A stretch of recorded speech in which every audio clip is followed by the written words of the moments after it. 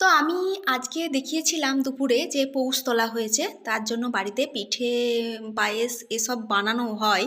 তো এবারে পিঠেটা বানানো হয়নি, পায়েসটা বানিয়েছে আমার বড় জেঠিমা বানিয়েছে, গুড়ের পায়েস। তো তা আমার আর তর সইছে না, হ্যাঁ, যে কখন খাবো কখন খাবো। সন্ধ্যা হয়ে গেছে, মাকে আর দিদাকে বললাম খাওয়ার জন্য, ওরা বলছে এখন খাবো না, তোর বাবা আসুক, বাইরে বাইরে গেছে বাবু, তো আসলে খাবে। তো আমি তো আর সইতে পারছি না, আমি এখনই খাবো। ওই জন্য দেখছি যে পায়েসটা কেমন হয়েছে। এই যে পায়েস আমি এখানে নিয়ে নিচ্ছি বাটিতে আমার, আর এটা ওদের আছে, এটা ওদের তিনজনের অনেকটাই আছে, হয়ে যাবে। আর আমি যে এক বাটি নিয়ে নিয়েছি, তো আমি আর তর সইতে পারছি না।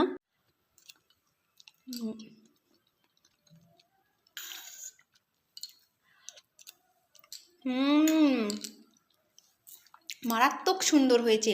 শীতের দিনের খেজুর গুড়ের পায়েস দারুণ হয়েছে, দারুণ।